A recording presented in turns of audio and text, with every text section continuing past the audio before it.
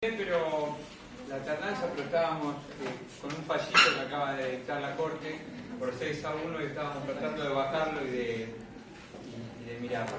Todavía no lo tenemos, pero 6-1, si no lo saben, la Corte resolvió la inconstitucionalidad de la ley de Consejo de la Magistratura. Pablito, ¿cómo andás? Estaba bien. Tenemos nuestra reunión tercera del seminario sobre derechos fundamentales, válido para el posgrado de la Facultad de Derecho. Es nuestra tercera reunión, es nuestro tercer ciclo, y para hoy se ha preparado una disertación especial. Creo que Diego, como es muy moderno, muy joven, creo que además él viene con el equipamiento, ¿no? Sí, viene equipado, Diego. ¿Sí? No es solamente la palabra, sino la imagen. Bueno, Diego ya ha estado acá en el seminario. En este momento él fue alumno mío, fue alumno de Germán Villar Campos, fue alumno de Zaffaroni, es profesor adjunto en la Facultad de Derecho, ya ha debutado internacionalmente dando conferencias, ha publicado, cuando tenga tiempo va a hacer su proyecto de tesis para que yo lo vea, por eso lo recuerdo, que tiene que hacer el proyecto de tesis porque debe el proyecto de tesis. Y lamentablemente es compañero de todos nosotros porque ahora forma parte del gobierno de la Ciudad de Buenos Aires. Trabaja en el Poder Judicial de la Ciudad de Buenos Aires. Algún defecto tenía que tener. Diego tiene una especial dedicación por la taxonomía, por agotar todo lo que se dijo sobre un tema, ejemplificarlo y ponerlo de la manera más clara y consciente para todos nosotros. Ya lo hizo con un trabajo sobre el concepto de derecho. Nos debe un trabajo que le he pedido, en realidad fue idea de él, pero yo la tomé y él lo prometió y todavía no lo terminó, porque debe tener otras cosas que hacer, sobre las líneas argumentales de las cátedras de Derecho Constitucional de la Facultad de Derecho. Pero realmente tiene cosas mucho más importantes que hacer porque el trabajo que va a compartir con ustedes es muy original realmente. No hay en la literatura argentina un trabajo de estas características donde se estudia absolutamente todo lo que se dijo sobre el 75 inciso 22. El mérito de Diego es haber recopilado absolutamente todas las opiniones, negras, grises, blancas, importadas, extraterrestres, o sea, no hay opinión. Si ustedes tienen una opinión del 75-22 que Diego no haya recogido, bueno, será realmente una virtud. Y esta disertación que él tiene preparado sobre el 75 y 22 fue adelantada en el número 5 de contextos y además les quería decir en relación a contextos que hemos cerrado el número 6, así que ya esta aventura de tener un barquito navegando, tenemos 6 números, no solamente 1, 2, 3, 4, 6 contextos que aparecerá entre agosto y septiembre. Bueno, yo estoy muy contento que seamos muchos en este seminario. La próxima reunión es el 2 de julio. Me dijeron que... Hola. Hola. ¿Cómo te va? ¿Cómo estás, querida? Hola. Hola. ¿Cómo estás? Bienvenido. Ay, no. Llega nuestra defensora. Me dijeron que nuestra secretaria académica está en París. Sí, ese fue el comentario que recibí, ¿verdad? Yo pregunté por la secretaria académica y me dijeron que está en París. Puede ser. Yo no puedo pasar. No, puede ser. Camila, ¿no? Me alegro mucho. Yo también. ¿Ese es tu versito? Pero como ¿Cómo no querés un café atrás? No, fíjate, el 2 de julio, Acá estoy muy bien. muy prontito, el 2 de julio va a venir a disertar Mario Cámpora. Y Mario va a venir a disertar sobre un tema originalísimo, si es que existe, si los derechos fundamentales son hijos del catolicismo o del protestantismo. Nosotros vamos a adelantar en el curso de esta semana el material en español y en francés sobre el cual Mario va a hablar. Mario va a exponer en español, muy cortito, sobre lo que nosotros tenemos en español. Y él está leyendo el material en francés para compartirlo con todos nosotros. Es decir, la idea es hoy hablar sobre los derechos fundamentales, esta visión y observación que va a plantear Diego, y el martes 2 de julio la visión de Mario respecto de si nacieron con el judaísmo, nacieron con el catolicismo, nacieron con el protestantismo o nacieron en el mismo día del Big Bang, o los estamos inventando a cada rato. Por eso no se sorprendan el material que van a recibir, que es pesado, pero bueno, para tenerlo en sus casillas y para saber cuándo venga Mario. Diego, usted es la segunda vez que viene acá, ¿no? La segunda vez, bueno, Diego la segunda vez. Vamos a compartir la disertación y yo les pido por favor, si ustedes llegan a descubrir que hay algún autor, alguna posición que Diego no describió, luego lo acusamos porque él cree que en el 75-22 ha leído y agotado el tema. Diego, adelante. Bueno, primero gracias por la invitación de nuevo. Vamos a ver si sale. Yo por sí tengo dos problemas. Uno es que encontré un autor que no cité, efectivamente, y encima el autor está. Y yo creía que lo había citado. Ah, está acá. Sí, pero fue un error de versión.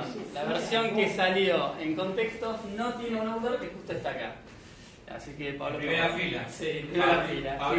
Pablito Corradini. El artículo lo leí, porque aparte está en contextos, uno, pero no sé por qué no aparece, no apareció la última versión, la corrección, la cita. Así que mil disculpas y perdón. Yo no tengo la culpa de Pablo Fernández. No está Pablo, le echamos la culpa a Pablo Fernández y a la gente de edición. solamente fue culpa mía en mandarle una Es versión. bueno echarle la culpa Le echamos a que mueva que está, no mejor. Y el otro problema que tengo es que, si yo no me equivoco, profesor de Derechos Humanos mío fue el doctor Tambusi, con lo cual tengo mi profesor de Derechos Humanos acá. Así que estoy en aprieto. Pero bueno, vamos a hacerlo. Un placer. Nada de lo que sucede acá es culpa de ninguno de los dos, por supuesto, ¿no? Pero bueno. Igual, doctor, es una buena idea para recordarle que tiene que hacer el proyecto de tesis, digo, ¿no?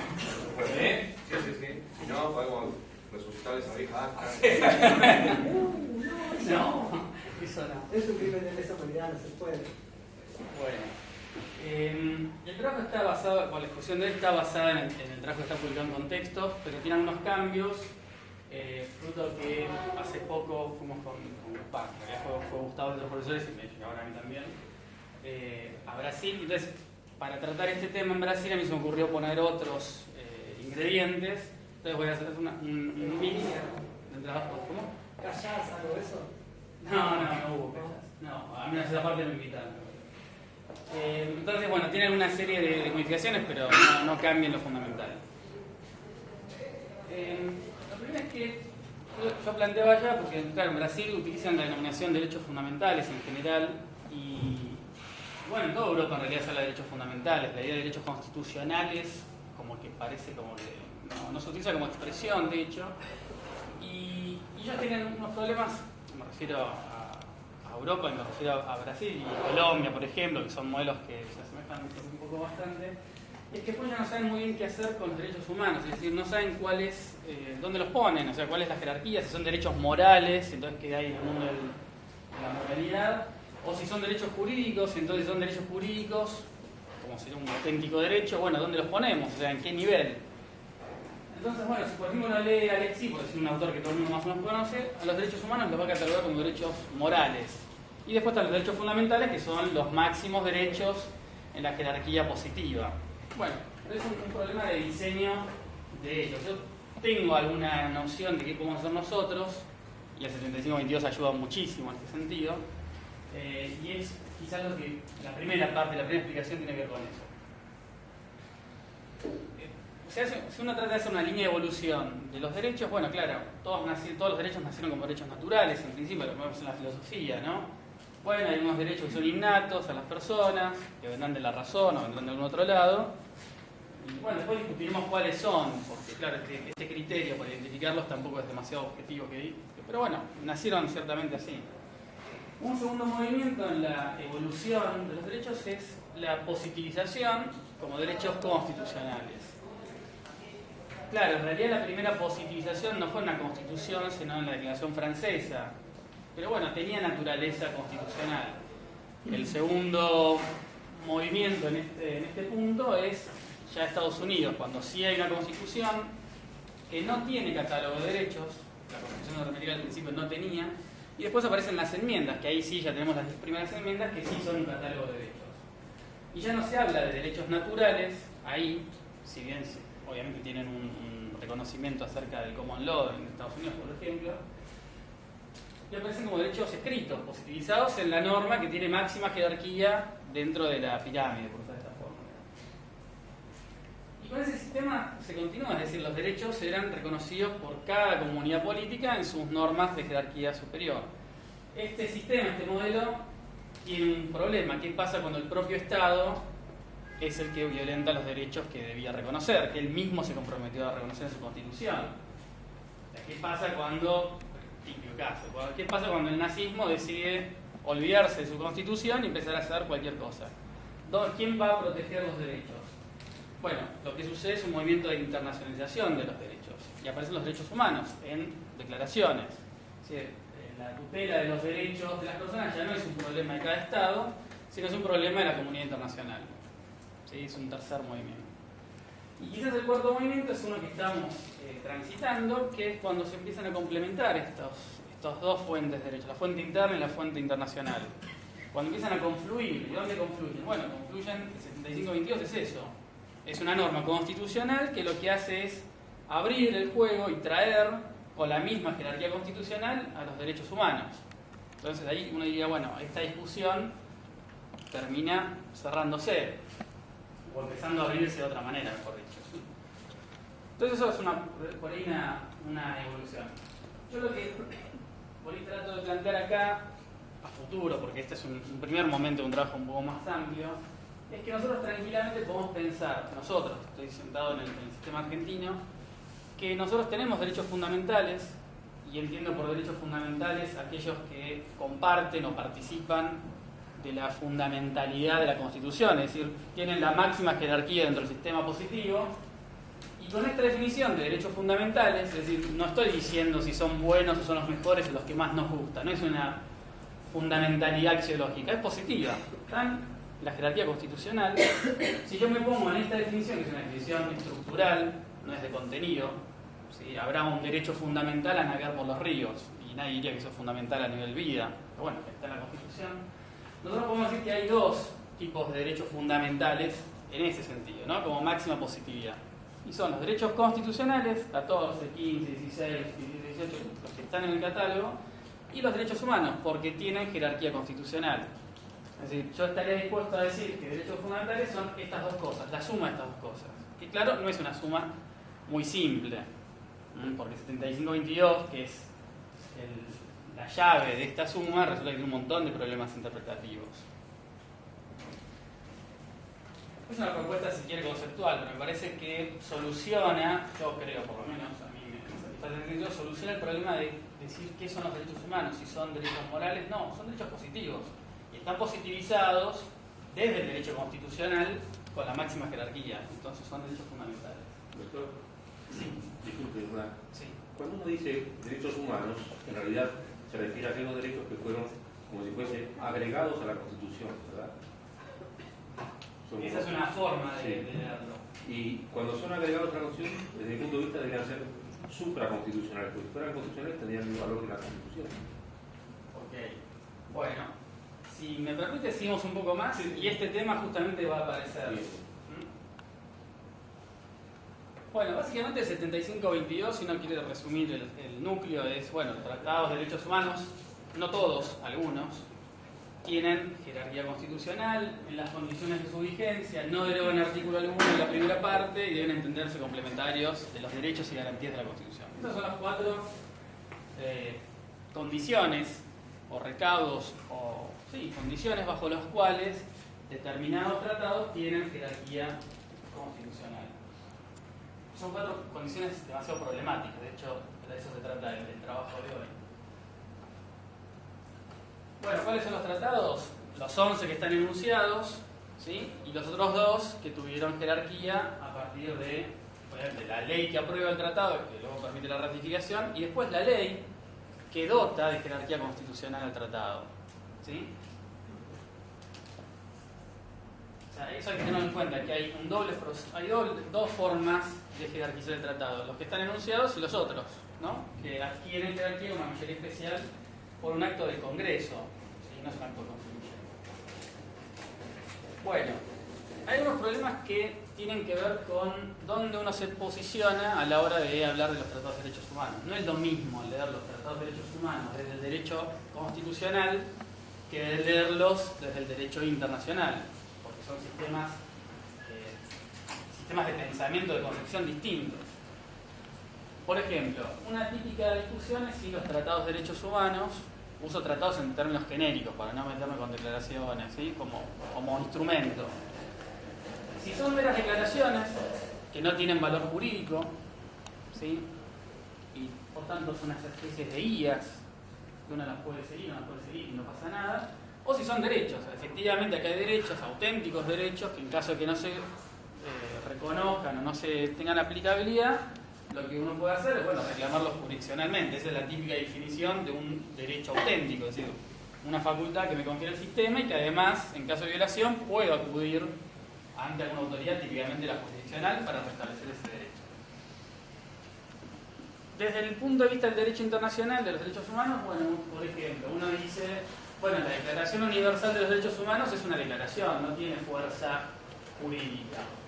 Porque aparte la forma en la cual se confecciona esta declaración tampoco implica una serie de estados firmando o negociando un tratado. Fue emanado de la Asamblea, con lo cual un documento, no hubo acto de ratificación, no hay ningún estado que haya ratificado esa declaración, porque la declaración no necesita ratificación. Con lo cual parece que es una mera declaración, una mera guía, un estándar, pero no tiene fuerza jurídica. Y además, históricamente, bueno, justamente después de la Declaración Universal aparecen los pactos, y ya cuando se habla de pacto parece que ahí sí ya tiene un valor jurídico distinto. Claro, el problema de los pactos es que por más que sean vinculantes en cuanto a lo jurídico, resulta que no tienen organismos, sí, tienen organismos de interpretación, pero no tienen ninguno que obligue a que ese pacto se cumpla. Es decir, habrán recomendaciones, pero no van a haber sentencias. Y esa es la característica de las otras convenciones, si uno las pone en orden, si quiere, cronológico, de evolución, que es estas convenciones, típicamente de nosotros, la Convención Americana, que tiene organismos de aplicación que no solo interpretan, sino recomiendan y sentencian y condenan. Entonces ya aparece la garantía jurisdiccional en la Convención Americana, en la Convención Europea y en la Africana. ¿Sí? El pacto no tiene eso y la Declaración Universal tampoco. Pero estas son lecturas que uno puede hacer desde el derecho internacional y ponerse a discutir si la Declaración de los Derechos y Deberes del Hombre, americana de Derechos y Deberes del Hombre, qué valor jurídico tiene. Yo cuando hago esa suma, es decir, suma virtual entre derechos constitucionales y derechos humanos y derechos fundamentales, lo que quiero decir es, miren, a mí no me importa, por decir de una manera un poquito grosera, no me importa cómo valgan y cuánto valgan el derecho internacional. Desde el momento que yo les doy Carta de Ciudadanía Constitucional, desde que yo los incorporo y los doto de jerarquía constitucional, ese Tratado de Derechos Humanos tiene validez jurídica y tiene la misma validez jurídica que la Constitución. ¿Sí? Será una declaración para el derecho internacional y será una declaración de amor, no sé. Ahora, en el derecho constitucional, desde que yo lo incorporo, desde que le doy jerarquía constitucional, le estoy recubriendo con positividad, la misma positividad que tiene la Constitución, la misma, como decía Villar Campos, la fuerza normativa que tiene la Constitución también la va a tener ese tratado. Otro problema que tiene que ver con esta doble lectura que tienen los tratados de derechos humanos es quiénes son los sujetos, quién es el sujeto titular y quién es el sujeto obligado. ¿Por qué? Porque los tratados de derechos humanos para el derecho internacional están pensados de individuos frente al Estado. ¿Sí? No está pensado el derecho a los derechos humanos para proteger a un individuo frente a otro individuo. En principio, el obligado típico es el Estado. Claro, bueno, pero ¿qué pasa cuando yo positivizo en la Constitución a ese tratado? Bueno, yo creería que sirve ese Tratado de Derechos Humanos ya no solo frente al Estado, sino también frente a particulares. Tiene la misma naturaleza y la misma eficacia y función igual que un derecho constitucional. Entre nosotros ya no se discute, de hecho creo que nunca se discutió, como sí se discute en Europa, por ejemplo, si los derechos fundamentales rigen frente al Estado, también frente a particulares. Y cuando quieren explicar eso tienen que dar toda una vuelta teórica que nosotros no la tenemos que hacer, por suerte. Entonces yo puedo decir los derechos humanos que están pensados en el derecho internacional para valer frente al Estado, cuando los transforma en derechos constitucionales, valen también entre particulares. Y la Corte ha aplicado en algunos casos tratados de derechos humanos y para hacer frente a conflictos entre particulares, y no solo frente al Estado. El otro problema es respecto de los sujetos titulares, y acá ya aparece el problema. Si uno dice, bueno, el titular de un tratado de derechos humanos, o de esos derechos, típicamente es el individuo en particular, puede hacer algún esfuerzo y considerar que también las personas jurídicas, pero ¿qué pasa con el Estado? ¿El Estado tiene derechos? Hay que preguntarse, ¿tiene derechos constitucionales? Bueno, sí, en principio un derecho no está pensado para proteger al Estado, en principio está pensado para el contrario. Pero bueno, nadie puede negar que, por ejemplo, el Estado en juicio tiene derecho al debido proceso, y eso es un derecho, ¿y quién diría que no?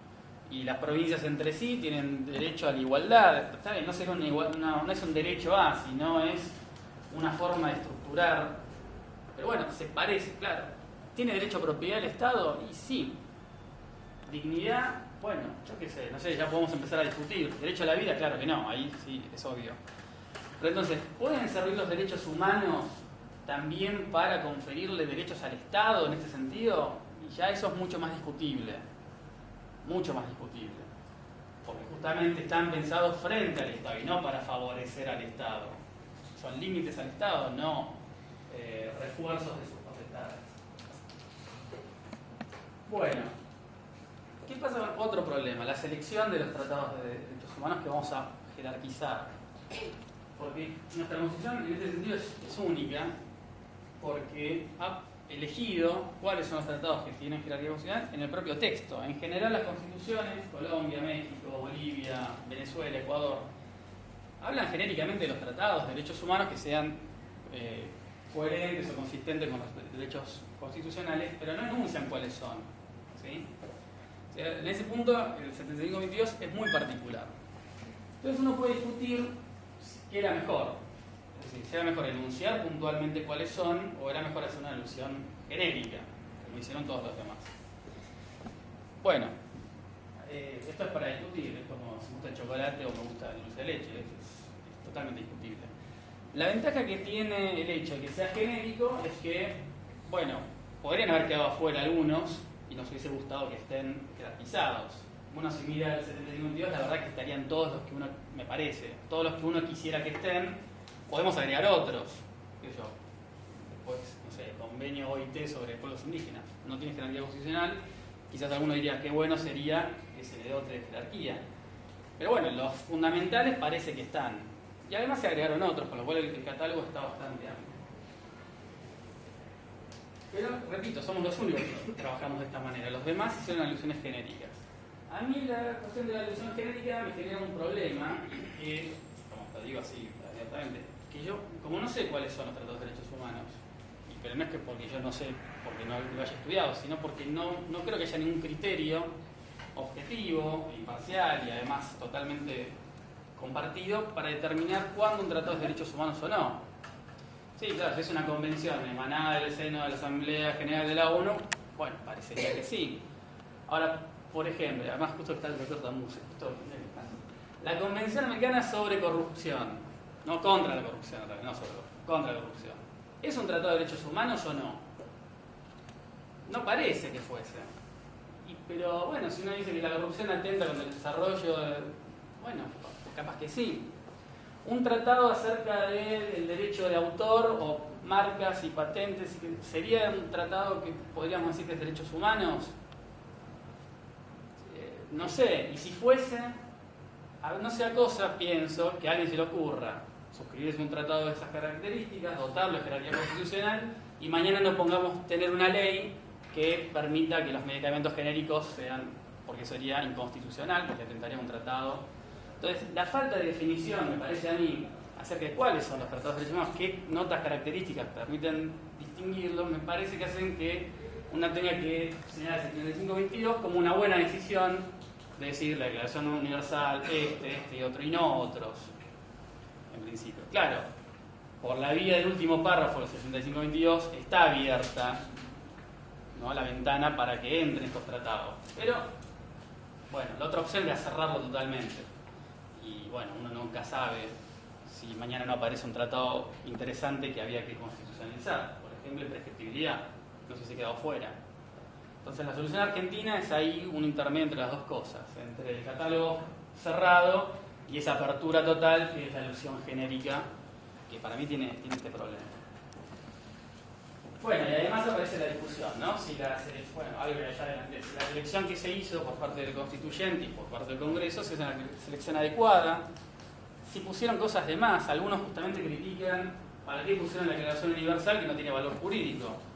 Bueno, sí, no tiene valor jurídico en el derecho internacional, supongamos. Ahora, el derecho interno, sí. O algunos dicen que es insuficiente, por ejemplo, que faltaba algún tratado. Y bueno, es esto, faltará la OIT, faltará algún otro. Ya en su momento tenía una crítica de que faltaba un tratado, ahora no recuerdo cuál era. Supongamos que era el de desaparición forzada, y luego se le dio jerarquía constitucional, con lo cual esa crítica ya quedó desfasada. La tercera cuestión preliminar, antes de entrar al 7522, es que si estos tratados, cuando son dotados de jerarquía constitucional, pasan a integrar el texto constitucional o no. Esta discusión parece bastante, digamos, ¿cuál es la trascendencia, no? Si integran el texto o no lo integran. Bueno, tiene trascendencia porque uno puede decir que son parte, están incorporados, con lo cual a través del 7522 entran más de 400 disposiciones, que son todos estos tratados, y entonces la Constitución es enorme, la Argentina es enorme. O puede decir, no, mirá, no son parte del texto. Es un sistema aparte que tiene la misma jerarquía, pero no se confunden, son sistemas distintos. ¿Cuál es la trascendencia de esta distinción? Trascendencia jurídica. Es que si a través del 7522 yo puedo modificar el texto constitucional, porque estamos pensando que son parte del texto, resulta que la Constitución no solo se reforma por el 30, sino se reforma por el 7522. Y esta Constitución, que parecía que era rígida, bueno, se ablanda un poquito, se flexibiliza un poquito. Entonces ahí ya hay una diferencia. En cambio, si uno se mantiene con que son dos sistemas distintos que participan de la misma jerarquía, yo cuando incorporo un tratado con jerarquía constitucional no estoy reformando la Constitución. Entonces tiene una trascendencia esto. Y lo mismo sería al revés. Ahí ya, por al final lo vamos a ver. Hay algunos autores que dicen que para mí es totalmente equivocado, que un tratado de derechos humanos incorporado se puede reformar por el artículo 30. No. Eso es claro. Si uno piensa que es parte del texto y el texto se puede reformar por el 30, entonces parece que lo puedo reformar. Claro, ¿qué validez va a tener eso cuando es un tratado internacional, ¿no? Digamos, pero bueno, hay autores que plantean incluso esto. Las salvedades que rigen de acuerdo a cómo ahí lo ha adoptado, en condiciones de su vigencia. Claro, pero entonces yo me podría obligar y desobligar. No, porque pudo haber denunciado artículos y por eso no regirían. Sí, pero por la vía del artículo 30 no. No. Esa postura es súper interesante, solo que desde cierto punto de vista es redundante, porque cuando vos ratificás el tratado con una reserva, la comunidad internacional ya está aceptando que que la vigencia del tratado para la Argentina va a ser con esa reserva. El tema es, los órganos de interpretación del derecho internacional de los derechos humanos son los que te van a dar las condiciones de vigencia del tratado. Y eso lo tenemos tenido con alfileres, porque eso lo dijo la Corte de Girón, y un día se levanta, cambia la jurisprudencia y se lo sacaba. Bueno, hay una discusión que también más adelante va a aparecer sobre qué quiere decir eso, ¿no? Las condiciones de su vigencia. Ya va a aparecer pronto. Los que sostienen en realidad son, porque no tiene sentido que yo diga que los tratados son parte del texto constitucional y después hable de bloque de constitucionalidad. ¿Por qué? Porque es el texto, no hay distinción. Ahora, el que habla de dos sistemas distintos que comparten la misma jerarquía, sí se utiliza la expresión bloque de constitucionalidad. Para mí esta expresión es equivocada. ¿Por qué? Porque bloque de constitucionalidad en realidad es una traducción del sistema francés, de lo que inventó el Consejo Constitucional francés. ¿Qué pasaba con Francia? Tiene una constitución del 58 que que tiene un catálogo de derechos pobrísima. Bueno, en algún momento el Consejo Constitucional tuvo que controlar una ley, la constitucionalidad de una ley, y como, claro, el catálogo de derechos que tiene en la Constitución no le servía, ¿qué hizo? Dijo, bueno, me remito al preámbulo, o sea, ya le dotó fuerza normativa al preámbulo, que es el primer paso. Y segundo, dijo, bueno, mira, acá en el preámbulo tengo que el preámbulo habla de la Constitución del 46, y habla de los principios fundamentales, y habla de la Declaración Francesa de 1789. Entonces voy a mirar ahí, si ahí encuentro alguna norma constitucional, que no está vigente encima, o de dudosa vigencia, y si ahí encuentro algo, entonces voy a controlar con eso. Entonces, el bloque de constitucionalidad sirve para eso en Francia, es decir, para hacer el control, porque la Constitución no alcanza. Pero no dicen que eso es la Constitución, sino que es un bloque para controlar, por eso es de constitucionalidad. Entonces, en realidad, haciendo una traducción más adecuada a nuestro léxico, habría que hablar de bloque constitucional, no de constitucionalidad.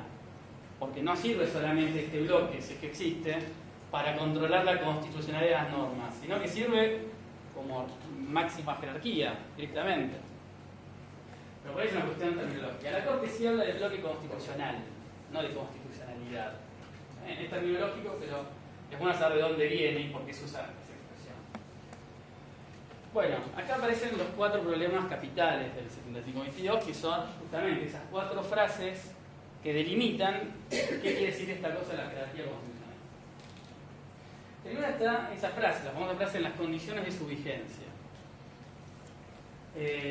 Claro, como decía Pablo recién, la Corte Giroldi, en 1995, dijo que en las condiciones de su vigencia significaba considerando las interpretaciones y las opiniones de los organismos internacionales encargados de la aplicación de ese tratado en la sede internacional. La Corte lo había dicho antes también, el primer ministro, me parece, o algo por el estilo, y después varió el criterio, porque en otro caso dijo que bueno, que eso no significaba que había que aplicarlos a rajatabla, sino que eran criterios, y que quizás no los aplicamos en este caso, pero los aplicamos a futuro. Después volvió sobre sus pasos, por ejemplo, un caso donde justamente condenaron a Argentina, que fue Cantos, ¿no? Sí, la Corte dejó sin efecto, entre comillas, para ajustarse a lo que le había dicho la Corte Interamericana, el reclamo sobre la tasa de justicia, pero después dijo que el reclamo sobre los honorarios de los abogados no lo podía modificar porque afectaba derechos. Entonces lo aplicó hasta ahí nomás.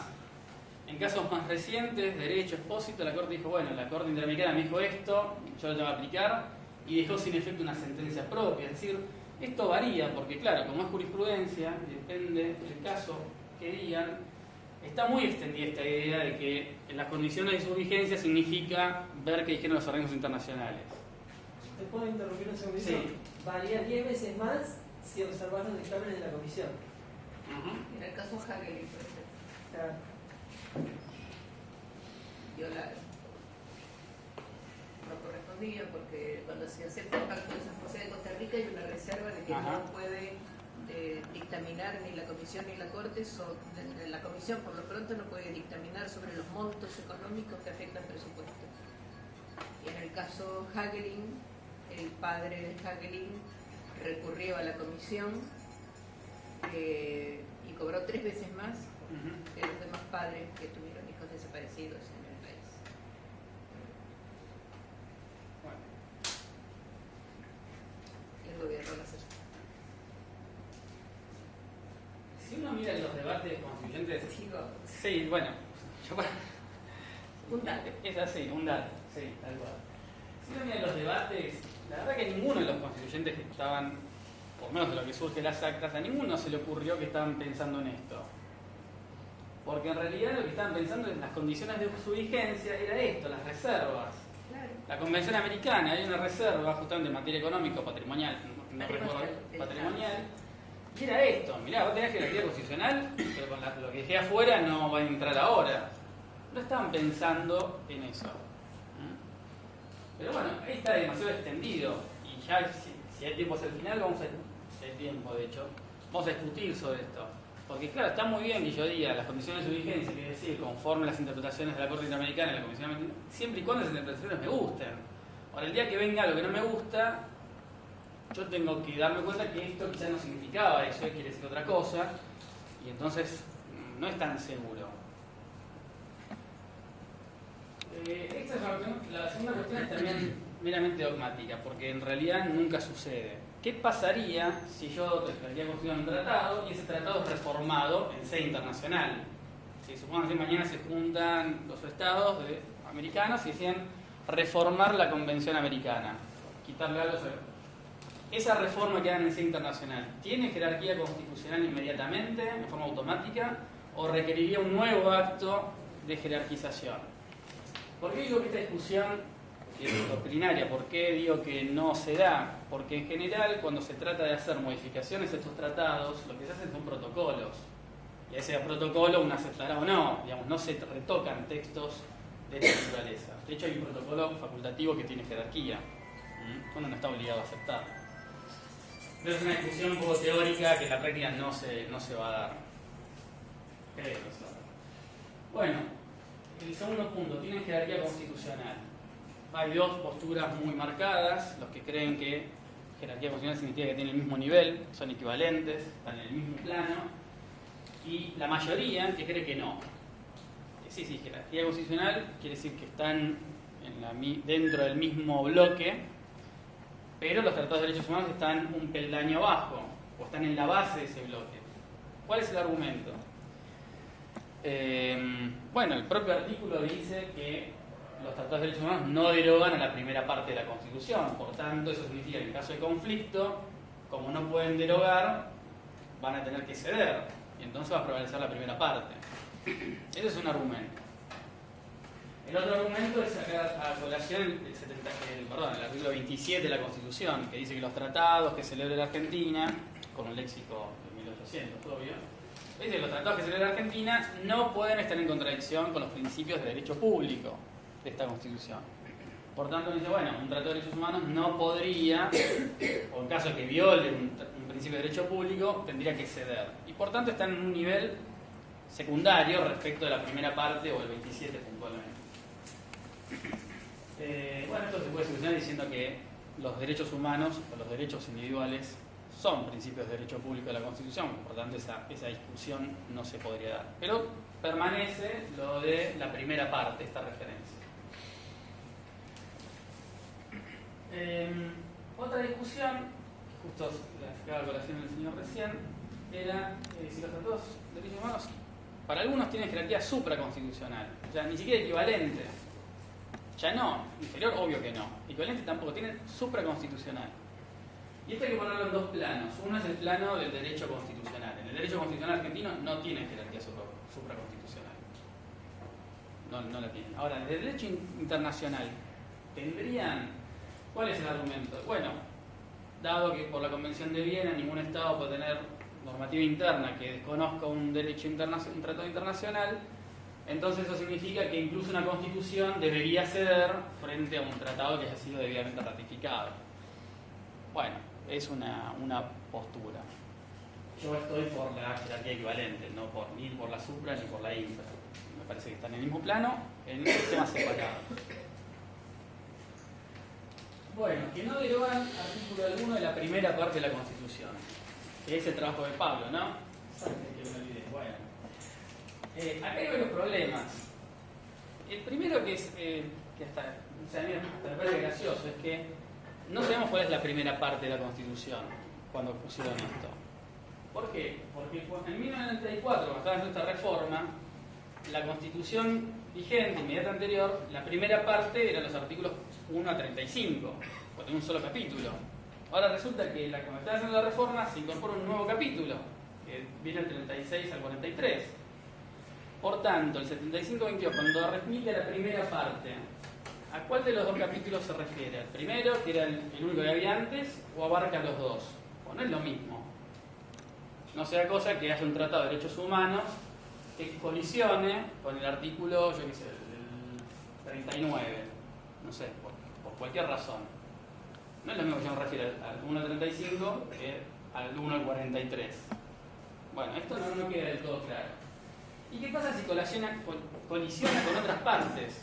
Un tratado de derechos humanos que se contradiga de alguna manera con, no sé, la parte orgánica de la Constitución, alguna cláusula que encontramos por ahí. ¿Podría suceder esto? Bueno, algunos dicen que no, otros dicen que sí. Hay varias opciones al respecto. Lo que es más interesante es, y que tiene que ver con la terminología del constituyente, es la expresión no derogan. Si esto significa que el propio constituyente hizo el juicio de compatibilidad, es decir, se estuvo analizando si efectivamente no había colisión cuando se incorporó esos tratados, o si realmente el constituyente no hizo nada de esto, no miró artículo por artículo si coincidía o no, y bueno, por tanto ese juicio de compatibilidad no se hizo y habrá que hacerlo en caso concreto. ¿Cuál es la diferencia concreta de esto? Es que si el juicio de compatibilidad lo hizo el constituyente, y bueno, eso ya está en duda con el caso Fait, pero supongamos que los jueces no pueden revisar lo que hace el constituyente, bueno, si el constituyente dijo que son compatibles, y yo como juez no podría declarar inconstitucional por colisionar a los tratados de derechos humanos. ¿Por qué? Porque es el constituyente que me dice que son compatibles. Y ese es un juicio que yo como por constituido no podría discutir. Ahora, si el constituyente no hizo nada de esto, entonces yo sí tengo la posibilidad de hacerlo. Claro, es muy raro, ¿no?, que haya una declaración de inconstitucionalidad de un tratado de derechos humanos en estos términos. Pero hay disidencias de Fait, de hecho, en los casos de lesa humanidad, diciendo que la imprescriptibilidad viola el artículo 18 y que la Convención sobre la Imprescriptibilidad es inconstitucional. Bueno, menos mal que es una disidencia, si fuese la mayoría, hay un problema con esto. Históricamente el juicio de compatibilidad no existió. No hubo tal cosa, no se pusieron a revisar si lo que estaban... Sí, hubo una referencia genérica acerca de si una convención que te había dado el artículo violaba, qué sé yo, no sé. Pero el bloque del 1 al 35 estaba cerrado por el núcleo de coincidencias básicas, sí, y por la convocatoria, por la ley de convocatoria a la constituyente. Por lo tanto, no podía tocarse nada. Sí, eso es cierto. Sí. Se cumplió con ese requisito que era preconstituyente. ¿Se cumplió o no se cumplió? No sé, bueno, ahí también. Y se dijo, no deroga nada del 1 al 35. O sea, ahora después empezaron a incorporarse cosas porque estaba abierta la puerta para incorporarlas. Y cuando vos preguntás si existió un juicio de compatibilidad, yo me morí de risa. Sé cómo entraron las convenciones, ni las leyeron. La mitad de la gente que no la leyó, por ahí los miembros informales, los más puristas, ni se viene que se trataba. Bueno, esa tesis de la compatibilidad la mantuvo bastante tiempo, bueno, cuando estuvo en la corte de Bogiano. Él decía que había un juicio de compatibilidad, con lo cual no podía el Poder Judicial revisar eso. Bueno, no sé. Históricamente no es cierto. Como hecho histórico no sucedió así. Pero tiene consecuencias, si el juez puede revisar o no. Bueno, después está el último punto que se remite a la cuestión de la complementariedad. Ahora, la imprescriptibilidad tiene que ver con el derecho vigente, fundamentalmente. Eso lo están aplicando ahora, más que con la convención, tiene que ver con el movimiento. Bueno, claro, en Arancibia, Simón y yo se habla La pregunta de... es por qué es imprescriptible el caso Bulacio. Eso no tiene explicación posible. Sí, se está haciendo explicaciones de la costumbre internacional que después fue... No, que es un invento chino. Pero en el caso Bulacio no hay sistematicidad, eso es lo que están diciendo, lo que están contando Alicia. En los otros casos sí, eso es lo bueno. Que existía ya a la época del juicio de las juntas. Y que el juicio de las juntas no lo quiso aplicar. Aplicó el derecho penal común. Sí. Bueno, algo que por ahí no queda muy claro, que es la costumbre internacional. ¿Qué jerarquía tiene para el derecho constitucional? Porque sí, claro, es una fuente primerísima en el derecho internacional. El concepto de lesa humanidad está en el marco del... Además de la convención, aún sin la convención. Aún sin la convención. La convención en ese punto lo único que hace es manifestar por escrito lo que ya existía. Lo que ya existía. Sí, eso es seguro. Que existía también en el 84.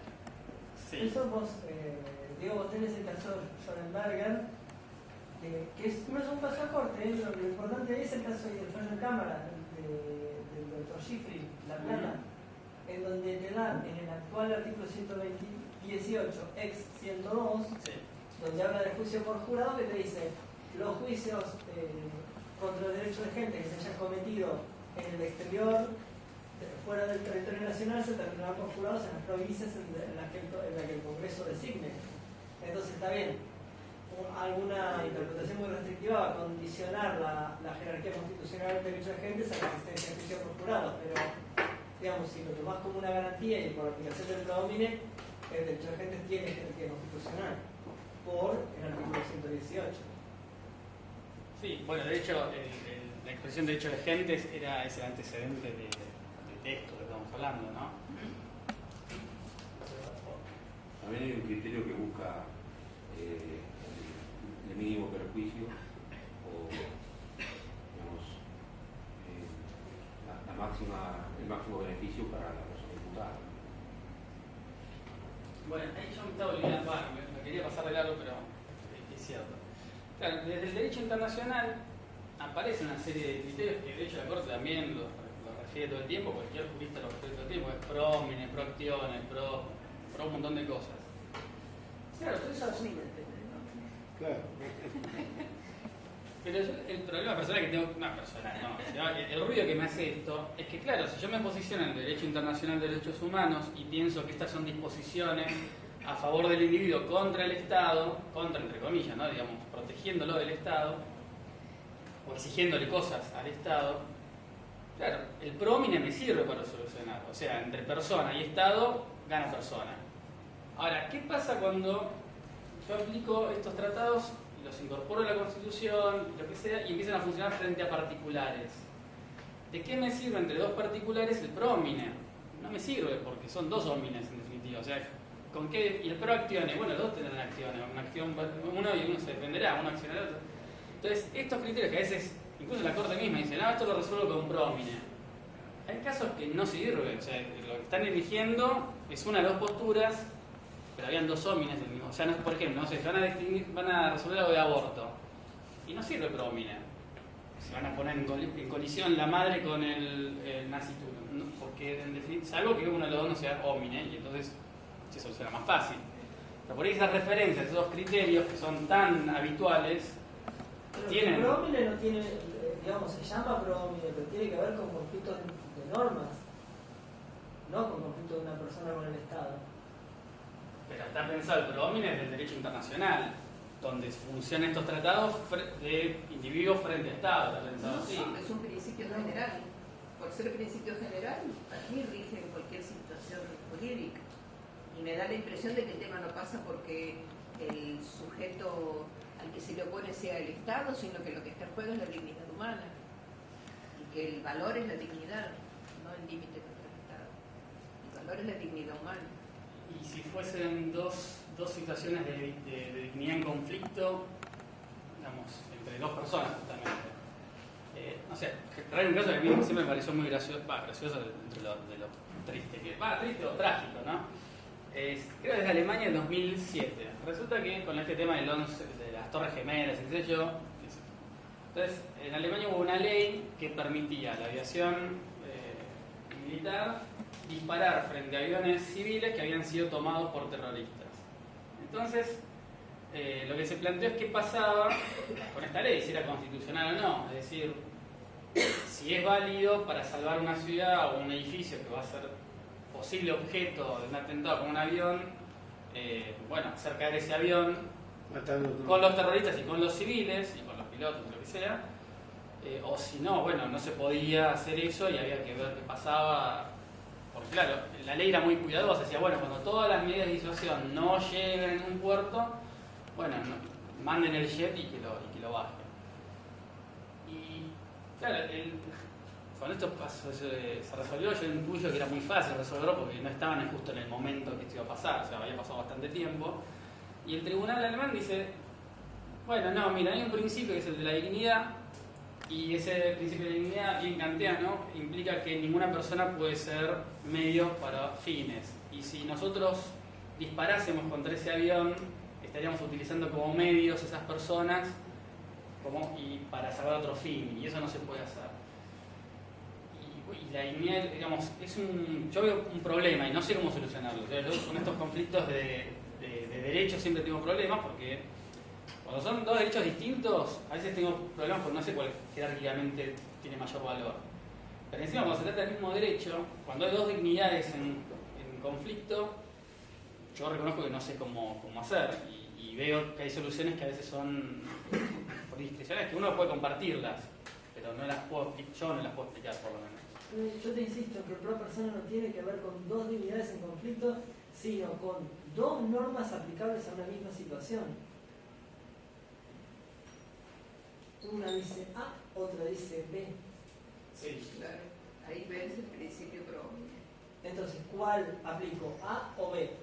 ¿La que más derecho le dé a la persona o la que o su efecto la que menos restrinja? ¿Entendés? No es que hay dos dignidades. No, está bien.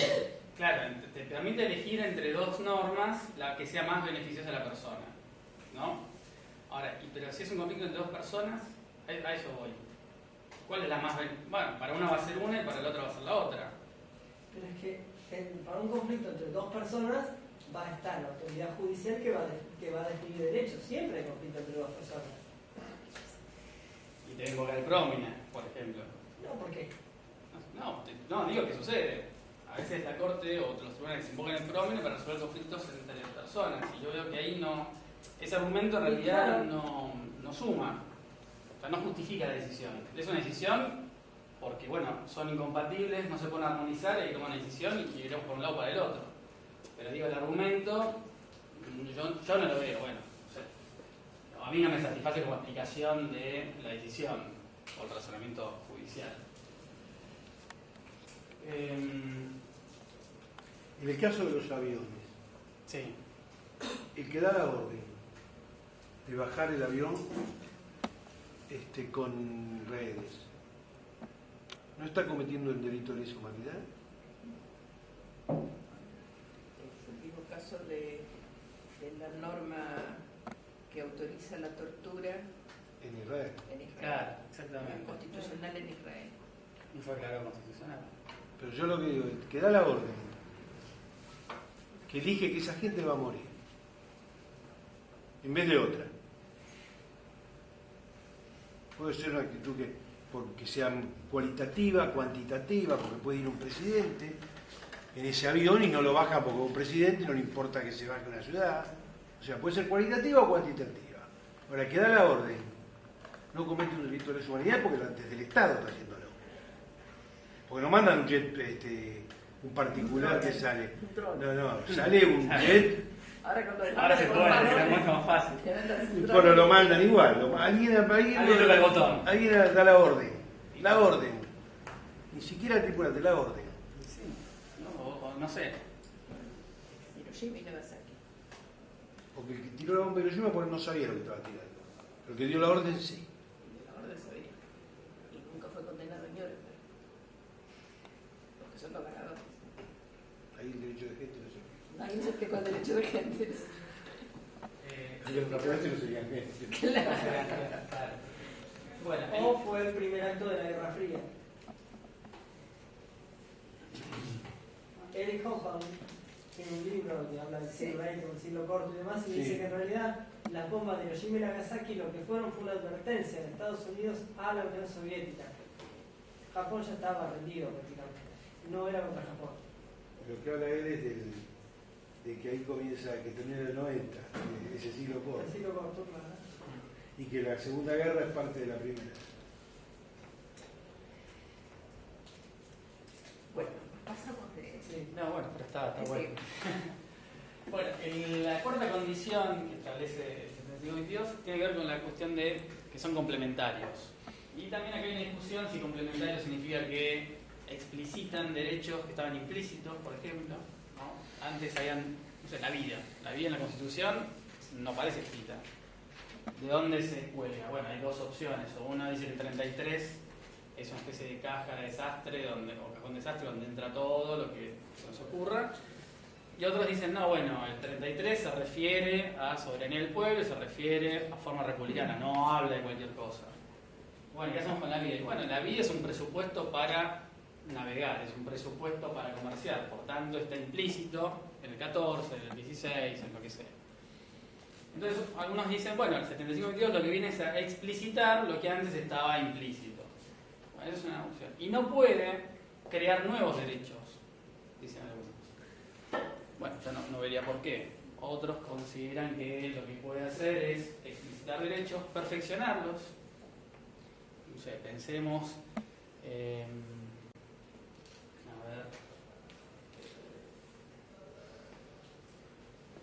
no sé, el derecho al patrimonio, a la propiedad, que uno considera que está mejorado o está más desarrollado, la educación, que está mucho más desarrollado en el Pacto de Derechos Económicos, Sociales y Culturales que lo que aparece en la Constitución. Entonces, desarrolla lo que ya estaba. Otros consideran que se pueden crear nuevos derechos, de hecho, aparecen algunas cosas que antes no estaban. Y aparece otro problema que lo adelanto ahora y después por ahí lo abundamos un poco más. ¿Qué pasa cuando un tratado de derechos humanos incorpora una norma que lo que hace es restringe o reglamenta lo que nosotros teníamos en la Constitución? Porque claro, no son todas rosas. Uno puede estar de acuerdo o no de acuerdo con esos deberes o esas restricciones o reglamentaciones que vienen del Tratado de Derechos Humanos, y uno no puede seleccionar, no puede decir, bueno, los derechos le doy jerarquía y los deberes no, o lo que no me gusta no. Uno compra el combo, viene todo entero. Entonces acá ya también aparece un problema.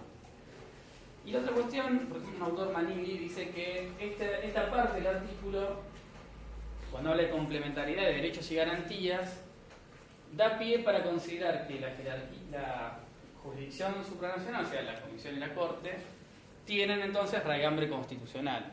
¿Por qué? Porque es una instancia que complementa las instancias internas. O sea, cuando uno termina la instancia interna y no tiene solución, va a la instancia internacional y es una garantía extra que complementa a las garantías internacionales. ¿Cuál es la trascendencia de esta tesis? Que entonces uno no podría deshacerse, digámoslo así, del sistema interamericano, de la Comisión y de la Corte, si no hace una reforma constitucional y no saca esto. En cambio, si uno dice que esta parte del artículo no da pie para eso, bueno, bastaría con que uno derogue la ley, que es la competencia de la Corte, y ya está. Y hacemos como Venezuela, que hagamos al sistema interamericano. Hay una diferencia en cómo se interprete esto. Bueno, esto es lo que decía antes, la jerarquización de los deberes y derechos. Porque, bueno, la Declaración Americana de Derechos y Deberes. Bueno, ¿qué hacemos con los deberes? ¿Los borramos? ¿No tienen jerarquía constitucional? ¿Qué hago con la Convención Americana cuando dice que sí, hay libertad de expresión, no se puede censurar, pero sí se puede censurar para proteger a menores en espectáculos públicos? ¿Qué hago con eso que parece que restringe el 14, que dice que no se puede censurar? El 14 de la Constitución. ¿Qué hago? ¿Lo omito? ¿Digo que eso no existe? Bueno, también, unos consideran que lo que se está dando es jerarquía constitucional a los deberes y a las garantías y no... Perdón, a los derechos y garantías y no a los deberes, cosa que es bastante discutible. Otros consideran que esos deberes, restricciones van a tener jerarquía en cuanto sean compatibles y cuando no. Y otros creen que directamente va todo. Por tanto, yo lo que tengo que hacer es hacer un mix entre estas cosas y, bueno, por ejemplo, se podrá entonces a partir de ahora censurar de manera previa cuando se trate de menores. Puede ser una especificación del 14 y no lo veo como una incompatibilidad. Entonces, de hecho se censura. Cuando vos tenés un horario de protección al menor, porque se censura. Pero se prohíbe la emisión del programa, no. Sí, figura es una advertencia. Pero no, la emisión se realiza igual. Lo que no es censura previa. No es censura. Por eso no es censura previa, pero después te puedes levantar el programa. Claro, el 14 lo que prohíbe o veda, el 14 constitucional, es que previamente, claro, pero después las responsabilidades serán todas, bueno, administrativas, como se llame, con responsabilidad civil. Pero el 14 justo también, el 14 de la Convención te permite censurar previamente. Y ahí ya aparece el problema. El segundo problema que es adicional. ¿Qué hacemos con el control? Que es discusión si hubo juicio de compatibilidad o no. Como no lo hubo, parece que el control podría haber. No dejaría de ser una declaración de inconstitucionalidad y algo que tiene jerarquía constitucional, cosa que es bastante dificultosa, pero bueno, si la Corte lo hizo en Fight y era una norma constitucional, ni siquiera de los derechos humanos, esta opción en nuestro sistema está bastante discutible. Pero además hay otra situación. ¿Qué pasa cuando se trata ya no de un tratado enunciado en el 75-22, sino de los que son incorporados después? Ya el juicio no es ni siquiera es un juicio constituyente, es un juicio del Congreso. Entonces ahí parece que sería más fácil declarar inconstitucional un tratado incorporado después que los que están enunciados. Bueno, después aparece el tema de la reforma como problema. Ya un poco dijimos, si se podía reformar un tratado que fue incorporado por la vía del 30. Algunos creen que sí, yo creo que no, me parece que, y aunque se pudiera, ¿qué sentido tiene? Si en definitiva no va a tener reconocimiento por parte de la comunidad internacional, o sea, no tiene mayor sentido. Lo que es más interesante es al revés, es si los tratados de derechos humanos son límites a la posibilidad de reforma del 30. Es decir, si hay algún contenido de los tratados de derechos humanos que no se pueda desconocer en una reforma próxima. Por ejemplo, no podemos el día de mañana borrar de la Constitución o poner una norma en la Constitución que diga en la Argentina no hay derecho a la integridad física. ¿Por qué? Porque eso atenta contra un tratado de derechos humanos y por tanto sería una reforma constitucional inválida. Bueno, esto implica toda la teoría acerca de si hay contenidos pétreos en la Constitución, que serían contenidos pétreos externos, o si hay límites materiales, si los tratados de derechos humanos figuran o funcionan como límites a la posibilidad de reforma. Bueno, y acá ya aparece también este problema.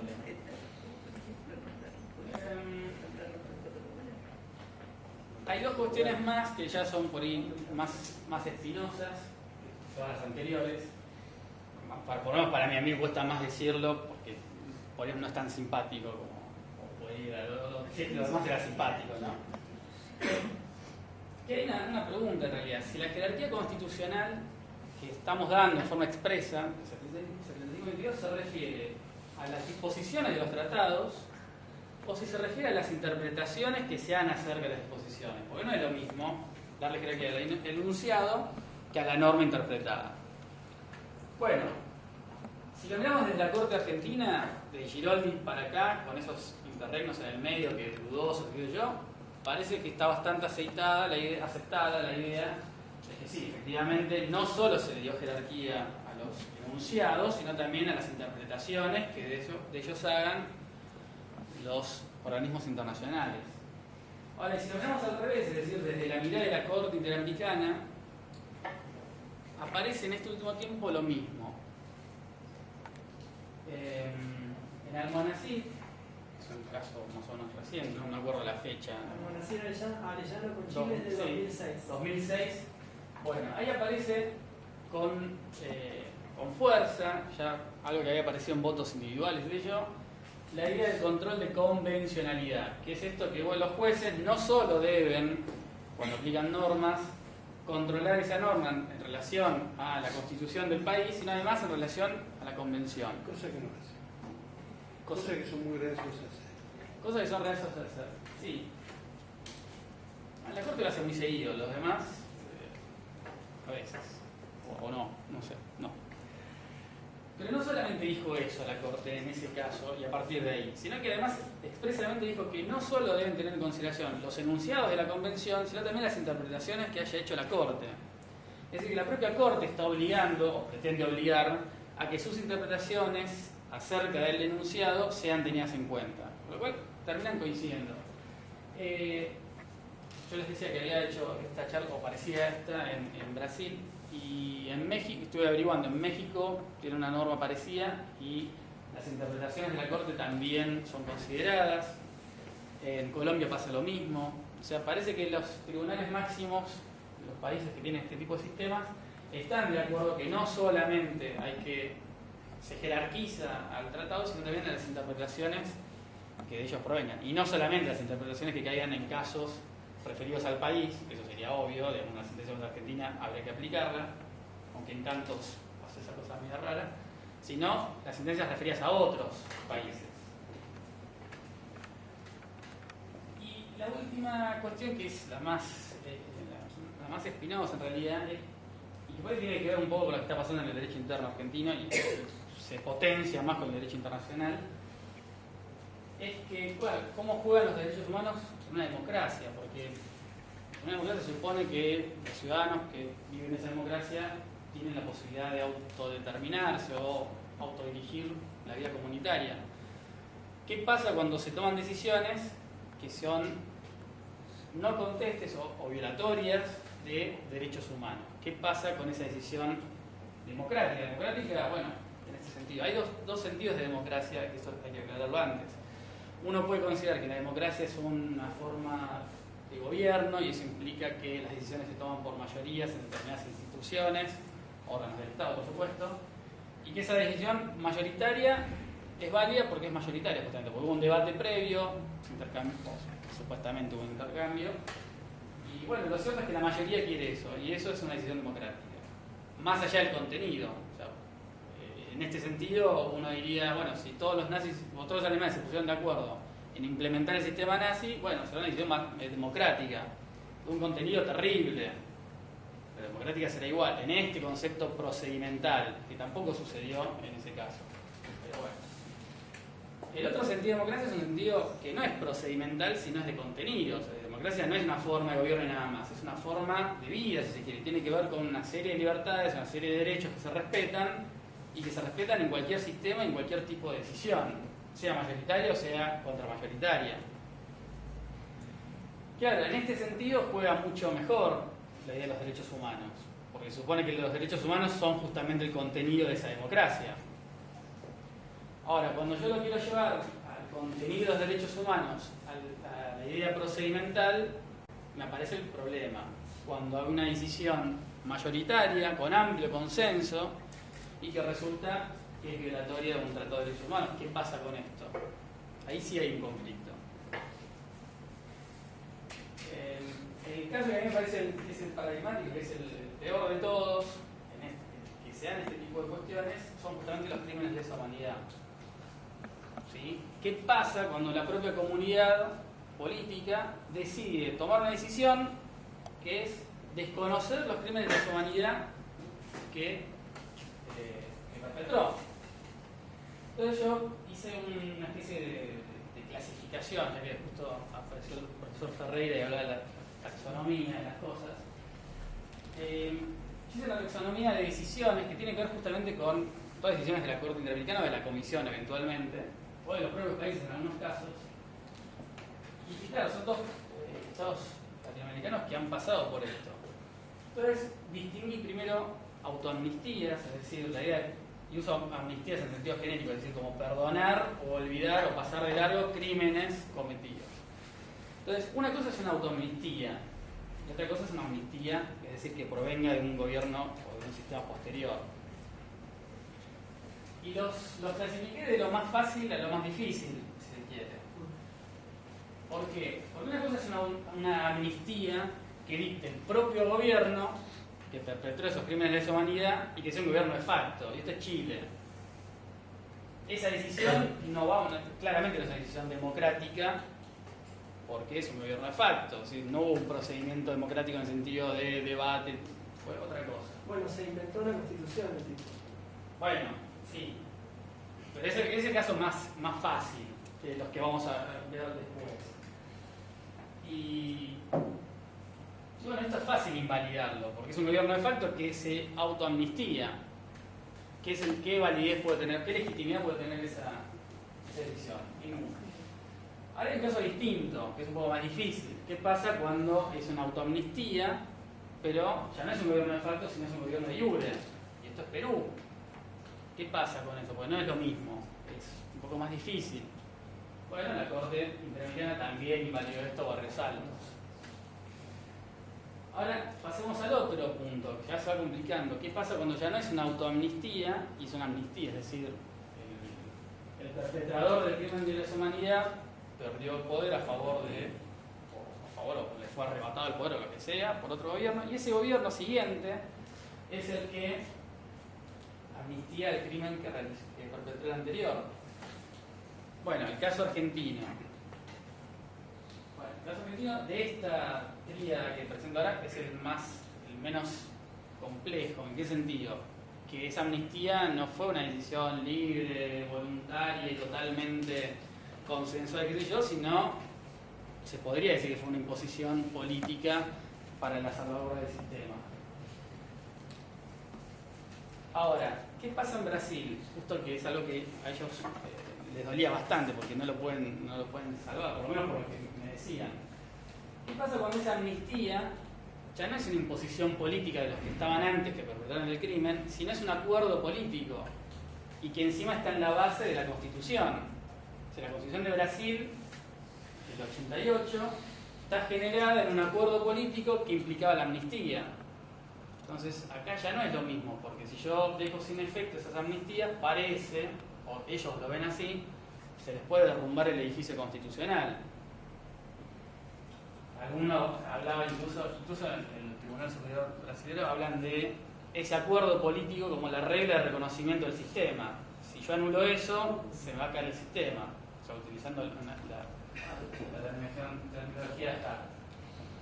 Y el más grave de todos los problemas de estas amnistías es Uruguay, exactamente. Porque ¿qué pasa cuando es un gobierno posterior que hace la amnistía, que la hace por ley y que encima luego hay dos referéndums con cuántos años de diferencia, 20 años de diferencia, y que uno puede discutir el referéndum si fue, qué características tenía y si realmente la ciudadanía estaba votando esto o otra cosa, pero como acto existió. ¿Qué pasa cuando es la ciudadanía, ya no ni siquiera el gobierno, la que decide olvidarse? ¿Qué hacemos con esto? Bueno, la Corte Interamericana dijo en Hellman, no importa quién tome la decisión, eso no se puede hacer y por tanto mandó a invalidarlo y ahora no sé cómo harán para solucionar esto.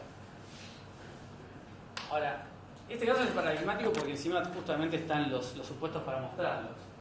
Y uno puede decir, bueno, si es un crimen de lesa humanidad, en cuanto afecta a toda la comunidad internacional, toda la humanidad, ninguna comunidad política podría renunciar o olvidarse de eso. O sea, trasciende a lo que a esa comunidad política, trasciende las fronteras. Entonces acá, dentro de todo, pese a que hay matices que cada vez son más complejos, la solución puede ser siempre la misma. Es decir, ninguna decisión democrática, ni que venga por toda la ciudadanía por unanimidad, podría olvidarse de estos crímenes, porque no es un problema de esa comunidad, es un problema que trasciende. ¿Qué está pasando ahora con el español? El franquismo. Hacer la extraterritorialidad y jugar al otro lado. Exactamente. En el caso de Hellman tenían otra argumentación más sencilla, que era por ser un delito de ejecución continua, no necesitaban ni siquiera plantearle prescriptibilidad. Dice llanamente, no había prescripto porque estaba haciendo la ejecución, hasta tanto se verificó la identidad de Macarena. No hacía falta hablar de la imprescriptibilidad en ese caso. Como son todos los delitos de sustracción de identidad y de sustracción de menores que subsisten. O incluso la desaparición forzada, que es un delito de ejecución continua. Exactamente. Es delito de ejecución continua, no requiere tampoco el argumento de la imprescriptibilidad. Sí. Está en ejecución. Sí, en ese caso sí. Ahora, yo igual sostengo que... a mí se me ocurre, me parece que uno puede defender en estos casos, no hay mayor problema en que venga un tribunal internacional a decir, mire, eso no se puede hacer, y que incluso anule o deje sin efecto, o mande a anular, o les diga, miren, eso no lo pueden hacer, incluso frente a decisiones mayoritarias, democráticas, con todos los requisitos. Ahora, ¿qué pasa en otros casos? Ya no, olvidémonos de crímenes de lesa humanidad y pensemos en cualquier caso. No sé, Argentina decide hacer tal cosa. Voy a poner un ejemplo porque es el que se me ocurre ahora.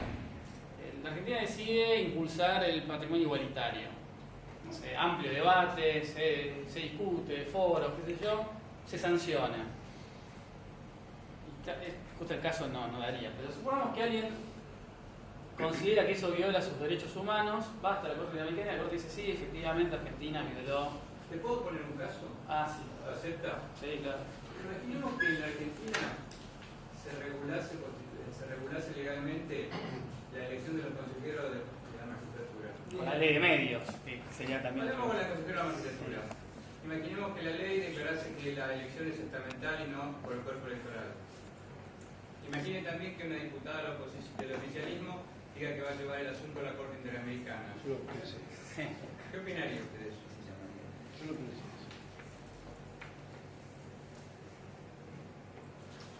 A ver, la ley es la misma de ahora o cómo era la ley? La misma, esta misma ley. Sí, hace minutos.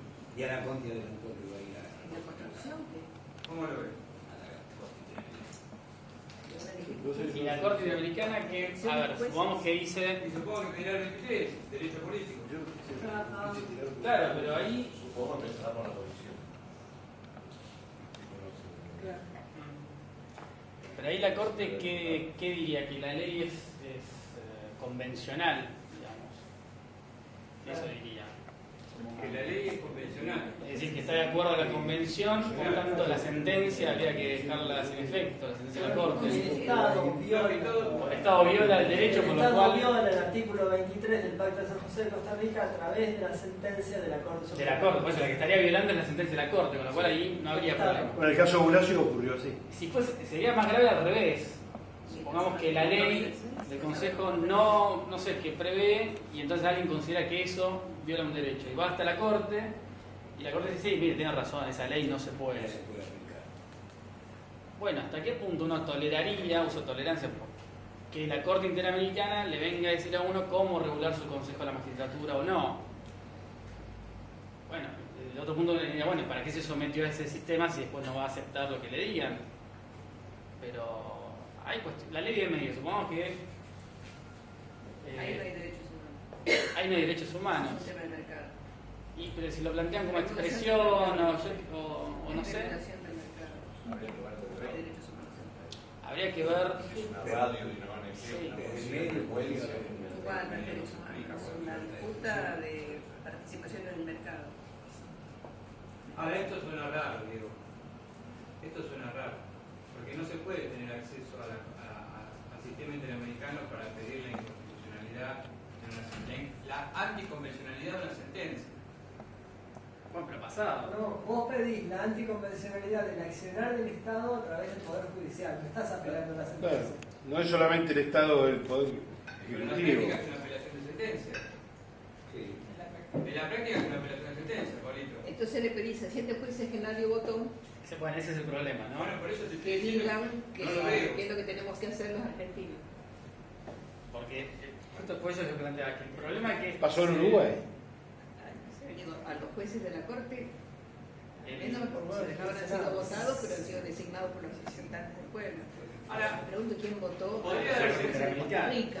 Exactamente. Es el caso de Uruguay. imaginemos que el caso fuera. Perdón, porque estos problemas que hay con el control de constitucionalidad en el sistema interno se potencian con la Corte Interamericana, porque ¿quiénes son? O sea, objetivamente, ¿quién los designa? ¿Cómo los designa? ¿Quiénes son? ¿Dónde están? Bueno, te van a decir que el Estado se sometió. Sí. Sí, Sí, se sometió. Sí, es cierto. Y también estamos sometidos a esta Corte. Ahora, en el caso, por ejemplo, te estoy imaginando que sería Corradini contra Lorenzetti. No hay problema. Imaginemos que la Corte Interamericana le dé la razón a Corradini. Sí, claro. Todos estaríamos de Se daría un acuerdo. caso como el de Uruguay, por ejemplo. Claro.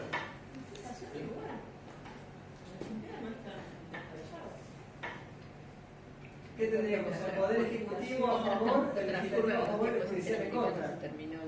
O sea, es una cuarta instancia, entonces, Diego. No, A ver, se supone que en puridad, y no sé, me van a... No, lo que podría hacer la Corte Americana es decir, mire, usted incurrió en responsabilidad internacional, repare, pague, hagan un monumento, hagan un programa de tele, no sé, algo.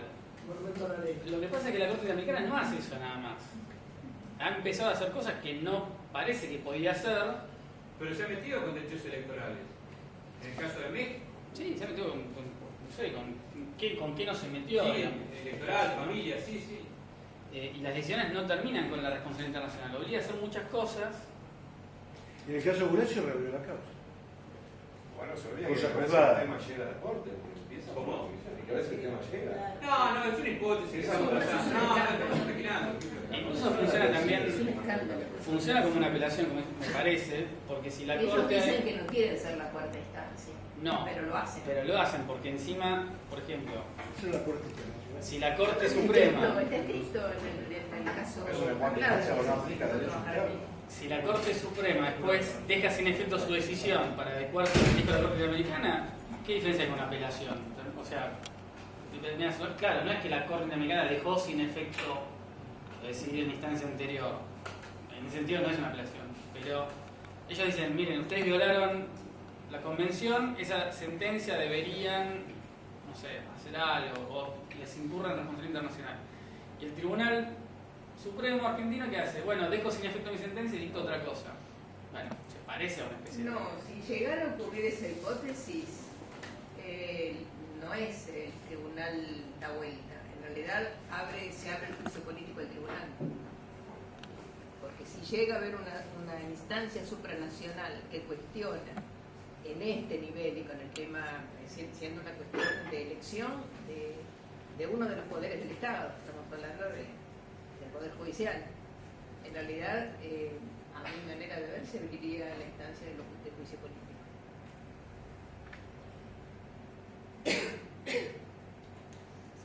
Ninguna de las hipótesis deja de ser... Porque es así, si esto es un tema político, que se resuelve en el marco de los temas políticos. Carrió dijo que le iban a pedir juicio político a la Corte cuando declarara Marco claro, porque es el...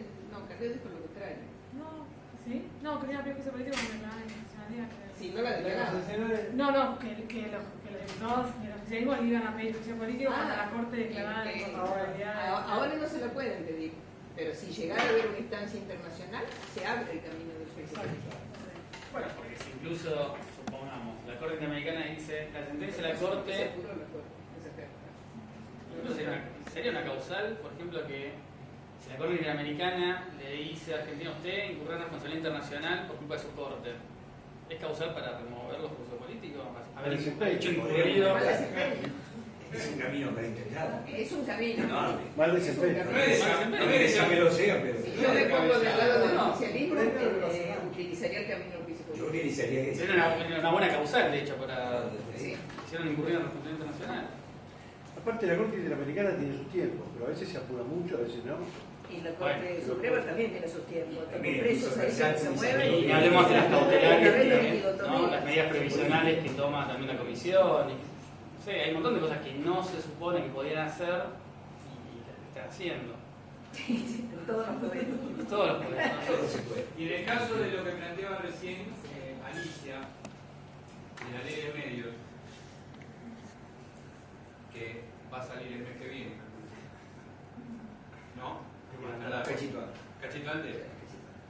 Tiene que aplacar Imaginemos que, o sea, así una imaginación, como hoy salió contra el gobierno, la otra va a salir contra el Caribe.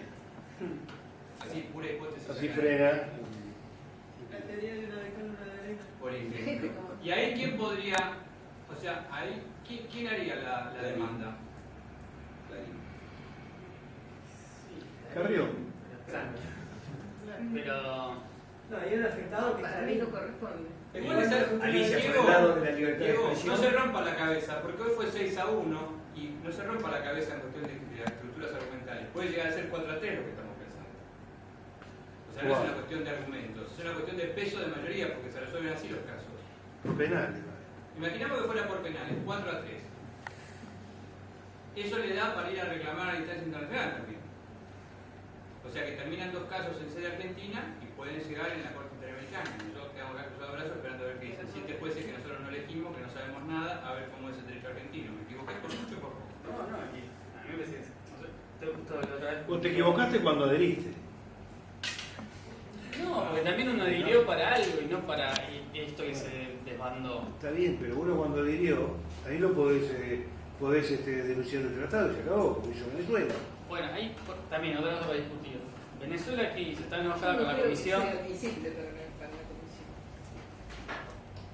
También hay que ver hasta cuánto... A Venezuela le clavaron 15 resoluciones en contra en 17 años. Lo que podría haber hecho Venezuela...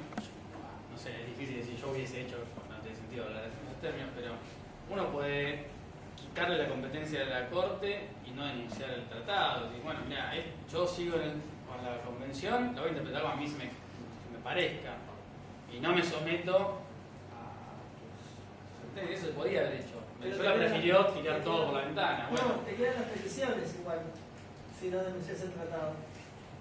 Y los informes del artículo 50. Bueno, pero no era Si vos te vas del tratado y te quedas solo en la OEA, te quedan solo los informes del país. Pero no son las sentencias, por lo menos. Parece que duelen un poco poco más. No sé, son yo para salvar la convención, la convención está buena. Pero sí, no sé qué pasaría con eso. La vez que yo vine a exponer acá, yo, claro, viendo la maestría, qué sé yo, hice un artículo muy poniendo la fe en el derecho internacional de los derechos humanos. Y Alicia me dice, mirá que la Comisión Interamericana funciona en Washington, Bueno, entonces, tiene sentido salirse para Venezuela, tiene sentido salirse del sistema de revisiones también. Esto, algo que Gustavo usted había publicado, lo de, bueno, explíquenme cómo se hace una sentencia constitucional, ¿no? No llegaron a publicar. No lo llegaron a publicar. Lo censuraron a tiempo. Y es lo mismo, así, cuéntenme cómo se hace una sentencia. Escribí un artículo y fue censurado. O sea, la censura previa. ¿Y que le mandaste? El de debate público, sí, se censura por izquierda, por derecha, por oficialismo, por oposición, todo censura. No es una novedad. Básicamente la discusión era cómo hace la Corte para decidir. O sea, ¿cómo se hace un sándwich de chorizo? Todos sabemos, vamos a la costanera. Bueno, yo quiero saber cómo se hace una sentencia de inconstitucionalidad. Una ley uno la ve, mira la tele, qué sé yo, algunos pedacitos, ve quiénes discuten, cómo discuten. Ahora, ¿cómo se hace una sentencia en la Corte? Nadie sabe. O sea, sí, el sistema está que va pasando por la vocalía. Y peor todavía en la Corte Interamericana. ¿Cómo deciden? O sea, ¿cuál es la decisión que toman? Yo, por ejemplo, acabo ¿Quién es? hablando de la Toma una sentencia. decisión política y después escribe. Acabo de leer la sentencia. Hay un juego impreso para vos ya. Pero yo lo único que puedo decir de la sentencia no es porque es amigo. Lo que puedo decir es que lo único que estoy seguro que lo redactó es Zaffaroni, la disidencia. La disidencia estoy seguro que lo hizo él. El resto es la misma pregunta. Quiero saber cómo se hace una sentencia de inconstitucionalidad, cómo discutieron los jueces, cómo fueron los argumentos. Y esto llevado a la convencionalidad, ¿no? Porque esto es el argumento de Alicia. O sea, personas que no sabemos ni de dónde vienen ni para dónde van, cómo discuten sus argumentos de convencionalidad o de anticonvencionalidad. No lo sabemos. No sabemos cómo se hace. Yo te aproximo cómo se hace. No, está bien, pero lo que quiero decir es que en el proceso. La teoría de los lobbies. Digo, en el proceso de creación jurídica. Toma la decisión política. Hoy el kirchnerismo, ¿dónde está parado? No. Está más débil, está más fuerte, puedo pegarle, no lo puedo No. pegar. Y después te pongo a escribir. En el proceso de creación jurídica, cuando vos haces una ley, cuando haces una ley o una constitución, se transmite por televisión. Es una democracia mediada, delegativa, pero vos lo ves por televisión. ¿Está claro? ¿Cómo se toma esa decisión? ¿Cómo se toma la decisión? Digamos de la legislación, llamémosla positiva. Lo que estamos ahora es con la legislación negativa, ya sea por nulidad o por inaplicabilidad. Lo que yo planteé este fin de semana es, quiero saber cómo se hace una sentencia de inconstitucionalidad. Quiero ver cómo deliberan, cómo argumentan, cómo contraargumentan. El modelo brasileño que se transmite por televisión abierta. Ustedes pero hay prevén- control concentrado. Bueno, pero y esto no es concentrado, acaban de voltear una ley. Está bien. Igual hay un montón de cosas presidentes de las leyes que no se ven por la televisión. Digo, piensan Bueno, pero se ve, del superior. no, pero se ve por la tele. Entonces lo que yo planteé es eso. Y después de leer la sentencia, que está online, lo único que puedo decir es, estoy seguro que el voto de Zaffaroni lo hizo Raúl. El resto, no sé, hay un voto concurrente, uno de Argibay con Petraki, y después van los otros 4 Individuales. No, hay 4 y Petraki y Argibay. Yo lo que planteé en este articulito que fue censurado el fin de semana, pero es censura buena porque es censura del oficialismo, es censura buena y censura mala. Claro. Bueno. Claro, está la buena y la mala. Pero no entendieron. ¿Eh? Claro, por eso.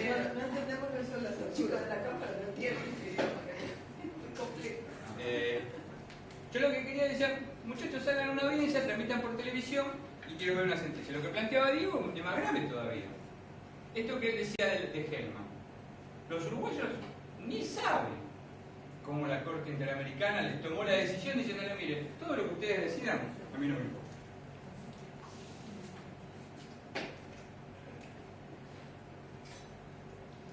Igual que las decisiones de la Corte nos gusten, está todo bien, o sea, en esos sentidos, ¿no? Más o menos sean admisibles o tolerables.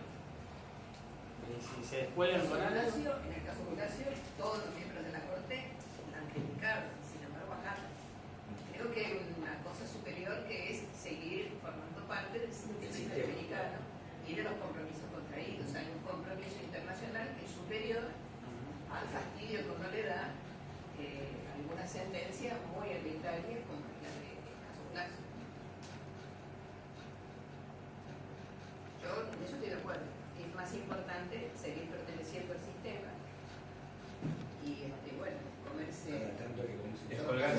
Descolgarse como Venezuela es una locura. No me parece que sea bueno para el eso país. también porque la responsabilidad internacional es algo que está muy hecho carne en la comunidad jurídica argentina, entonces a nosotros nos parece mal incurrir en responsabilidad. Como todo queda grabado, quiero decirle a todos los asistentes que están acá que el año pasado la Defensora del Pueblo planteó a la autoridad interamericana cambiar el domicilio existencial de la comisión, sacarlo de Washington. Sí. Acá en este mismo lugar. No, estaba sentada ahí, en este mismo salón. Lo quería llevar a Nueva York. respuesta.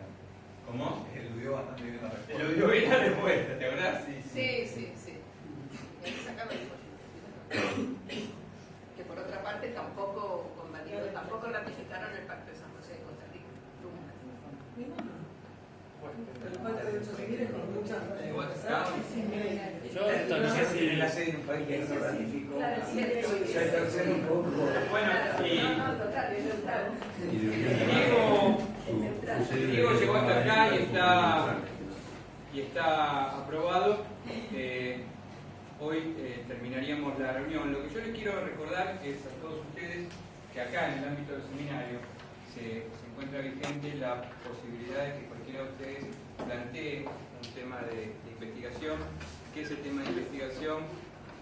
Lo estudiemos, que lo podamos desarrollar con cualquiera de los profesores del seminario, inclusive conmigo, con cualquiera de los miembros del instituto, y que ese sea un objetivo declarado del investigador, o sea, que está acá, y que eventualmente lo podemos, obviamente, lo podemos publicar en nuestra revista Contexto, pero eso está abierto a ¿sí? Que tengamos tiempo.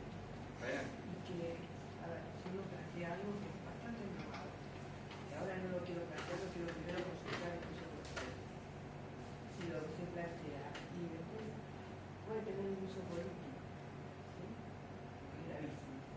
Entonces yo pregunto, Usted no se haga problema. Mira, acá está la mejor política de los últimos 50 años de Argentina. Usted por el problema político no se haga problema, que lamentablemente se ha dedicado mucho a la política, nosotros la queremos en la academia. Usted no se haga problema por los problemas políticos.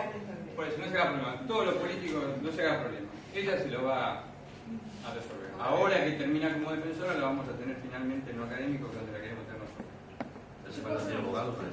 ¿Cómo? No, pero plantean el tema y lo vamos conversando. Y precisamente además que estamos trayendo este año, es el año de la renovación, como se habrán dado cuenta, están viniendo todos profesores jóvenes. ¿Sí?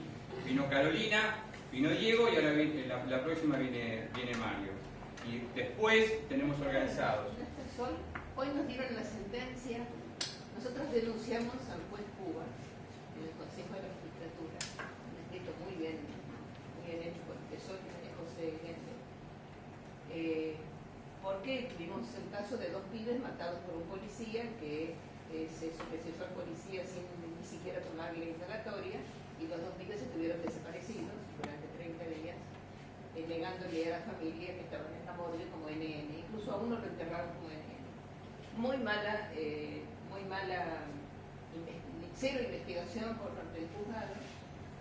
Nosotros impugnamos todo eso, apelamos, fuimos para arriba, terminamos con cámara, pasó a casación, y casación también le mandó todo de vuelta a Cuba con un reproche muy fuerte acerca de la no investigación para proteger al señor policía que había matado a estos dos pibes. Entonces ahí decidimos el juicio político, el pedido de juicio político.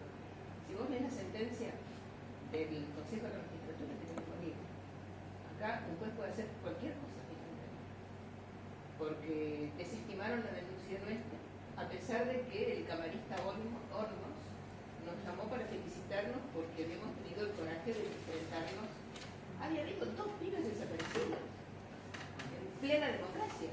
¿Y qué puede pasar, por ejemplo, en un caso que cuando una persona presenta? Ahora, ¿qué hago yo con una desestimación del Consejo de la Magistratura? Nada. Bueno, pero todo lo que queda. Un caso de un chico que es testigo de una cosa gravísima, que habla de la institución de los jueces. Va para un juzgado, está juzgando su tema, y ¿qué decide? Para que no afecte, ¿sí?, a la corporación, deciden que al chico hay que decir que es Incapacitado. Ese chico quedó en ese estado. Quiero recordarles a todos, antes que se vayan, mínimamente las reuniones que nos quedan del seminario. Como les dije, la próxima Mario Cámpora. En agosto viene María Laura Clérico. En septiembre vamos a recibir a Alfonso Santiago, rector de la Austral. Aquí, ¿Sobre qué va a hablar Mario Cámpora? el origen de los derechos, si es católico, judío o protestante. Ajá. En octubre vamos a recibir muy probablemente al juez Rafecas, a Ignacio Tedesco, y como cierre, como todos los años, van a venir el coro estable nuestro, Rabinovich y Vergara, que es nuestro coro de cierre para el mes de noviembre. Como verán, en la primera parte del año fogueamos a la gente joven, por eso me tocó a mí la primera parte, y en la segunda parte ya vienen los que son viejos doctores de más de 45 años, todos. O sea, nos fijamos por la edad, arriba de 30, 40, no, ¿verdad? Porque traté de agruparlos así para que vieran el pensamiento joven y para que vean... Sí. ¿Cómo? Todos. Al lado de Fay siendo joven. Claro, sí. Bueno, sí, no ya estamos hablando de las leyes. A mí me traía con un caso en la oficina que plantea cuál es la responsabilidad de las legislaturas o de las cámaras de diputados o de senadores en sancionar leyes que van en contra de ciertos principios. Por ejemplo, la modificación del subsidio del decreto 690 por el 960, que pasa del requisito de 1 año para que las familias que tengan que dar residencia en la ciudad para acceder al subsidio a los 2 años, que se presentó una ADI en la justicia de la ciudad, en el proceso de la ciudad, y se declaró inconstitucional una parte, pero no la de los 2 años, pese a que violaba el principio del regreso ciudadano. Y después también se sancionó en el 2011, que también está judicializada, porque se empezó a aplicar hace menos tiempo, la ley Cerruti, que amplía el tiempo de residencia en la ciudad también a 2 años para que las personas puedan acceder a los subsidios, y hace que la gente que tenía ticket social, que no tenía un requisito de residencia, le caiga el subsidio. Después la responsabilidad de la legislatura. Responsabilidad internacional. Sí, responsabilidad internacional de la legislatura y también de la justicia al no declarar inconstitucional el artículo de la... Lo que pasa es que frente a las instancias internacionales... También tampoco lo declaran inconstitucional. Exactamente. O sea, frente a la regresividad de la No, por eso no se planteó todavía. No, por eso ahí decía lo de la legislatura y en el otro preguntaba de la legislatura y aparte de la justicia. En la instancia internacional la responsable es el Estado argentino, no es la cláusula federal o como se llame, y no importa cómo el Estado se estructure hacia adentro, hacia afuera es el Estado argentino. El control de la legislatura es la justicia. Sí. Quizá lo que sí sería bueno que en algún momento haya algún proyecto de los estilos, ¿qué pasa cuando el Estado argentino afronta una responsabilidad por culpa de una legislatura o lo que sea? Bueno, ¿cómo se pasa la factura internamente? Pero hacia afuera... Pero es susceptible de ir a la americano, o sea, sin ninguna instancia. O sea, eso es una cuestión de agotar las instancias internas. Si vos agotás todas, ninguna se restituyó ese derecho, vos considerás así. Pero tiene que ir a la corte. No, es el último tribunal para esa cuestión, es el tribunal local. Ya votaste. Me olvidé de dos cosas. Una, que tenemos pendiente un encuentro de todos los seminaristas informal con Julio Mayer. Julio me pidió que se hiciera algo informal, entonces si hacemos una reunión extraordinaria para conversar con Julio directamente temas de derecho, de manera abierta, como Julio ha venido 4 o 5 veces acá, yo le dije que quería que viniera antes que vos terminases tu mandato. Y la otra que me olvidé es